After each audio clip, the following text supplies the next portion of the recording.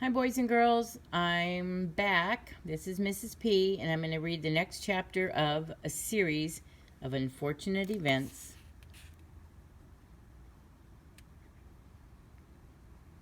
Where does it say that? The bad beginning. We're on chapter 7. Ew. There are many, many types of books in the world, which makes good sense because there are many, many types of people, and everybody wants to read something different. For instance, people who hate stories in which terrible things happen to small children should put this book down immediately. But one type of book that practically no one likes to read is a book about the law. Books about the law are notorious for being very long, very dull, and very, very difficult to read. This is one reason many lawyers make heaps of money. The money is an incentive. The word incentive here means an offered reward to persuade you to do something you don't want to do, to read long, dull, difficult books.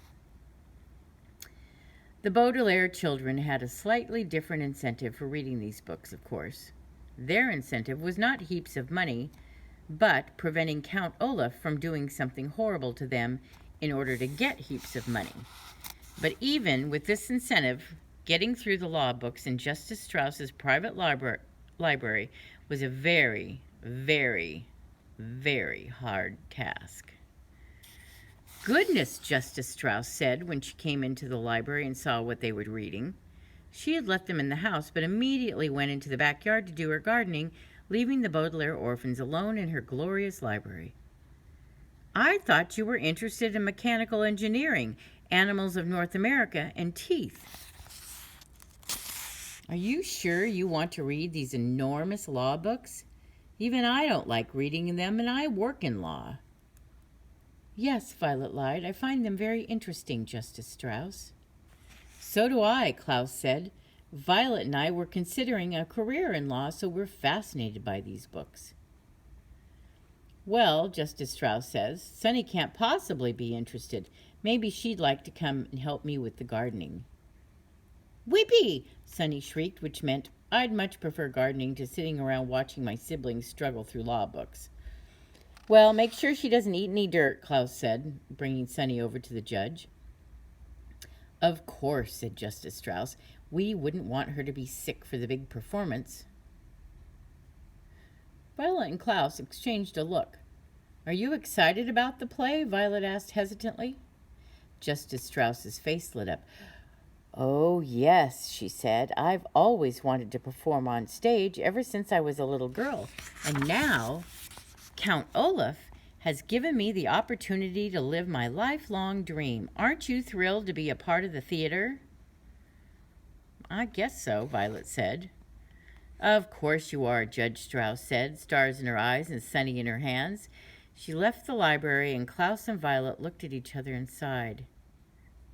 "She's stage-struck," Klaus said. "She won't believe that Count Olaf is up to something no matter what." "She wouldn't help us anyway," Violet pointed out glumly. "She's a judge, and she'd just start babbling about in loco parentis like Mr. Poe. That's why we've got to find a legal reason to stop the performance." Klaus said firmly, "Have you found anything in your book yet?" "Nothing helpful," Violet said, glancing down at a piece of scrap paper on which she had been taking notes. 50 years ago, there was a woman who left an enormous sum of money to her pet weasel and none to her 3 sons. The 3 sons tried to prove that the woman was insane so the money would go to them.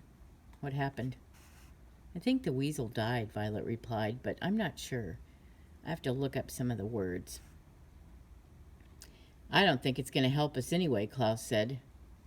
"Maybe Count Olaf is trying to prove that we're insane so he'd get the money," Violet said. "But why would making us be in the marvelous marriage prove we were insane?" Klaus asked. "I don't know," Violet admitted. "I'm stuck. Have you found anything?" "Around the time of your weasel lady," Klaus said, flipping through the enormous book he had been reading, "a group of actors put on a production of Shakespeare's Macbeth." And none of them wore any clothing. Violet blushed. You mean they were all on stage naked? Only briefly, Klaus said, smiling. The police came and shut down the production. I don't think that's very helpful either. It was just pretty interesting to read about. Violet sighed. Well, maybe Count Olaf isn't up to anything, she said. I'm not interested in performing in his play, but perhaps we're all worked up about nothing. Maybe Count Olaf really is just trying to welcome us into the family. How can you say that? Klaus cried. He struck me across the face.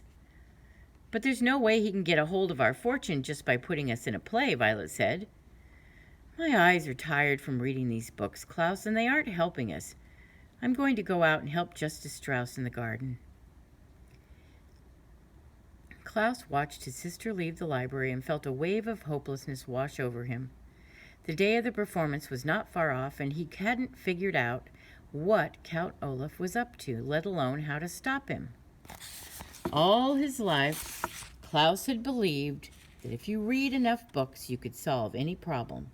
But now, he wasn't so sure. You there! A voice coming from the doorway startled Klaus out of his thoughts. Count Olaf sent me to look for you. You are to return to the house immediately. Klaus turned and saw one of the members of Count Olaf's theater troupe, the one with hooks for hands, standing in the doorway.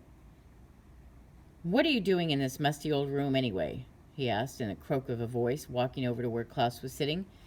Narrowing his beady eyes, he read the title of one of the books. Inheritance Law and Its Implications, he said sharply. Why are you reading that? Why do you think I'm reading it? Klaus said. I'll tell you what I think. The man put one of his terrible hooks on Klaus's shoulder. I think that you should never be allowed inside this library again. At least until Friday. We don't want a little boy getting big ideas. Now, where is your sister and that hideous baby? In the garden, Klaus said, shrugging the hook off his shoulder. Why don't you go and get them? The man leaned over until his face was just inches from Klaus's, so close that the man's features flickered into a blur. Listen to me very carefully, little boy, he said, breathing out foul steam with every word. The only reason why Count Olaf hasn't torn you limb from limb is that he hasn't gotten a hold of your money. He allows you to live while he works out his plans, but ask yourself this, you little bookworm.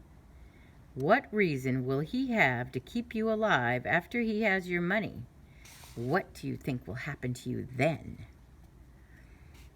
Klaus felt an icy chill go through him as the horrible man spoke. He had never been so terrified in all his life. He found that his arms and legs were shaking uncontrollably as if he were having some sort of a fit.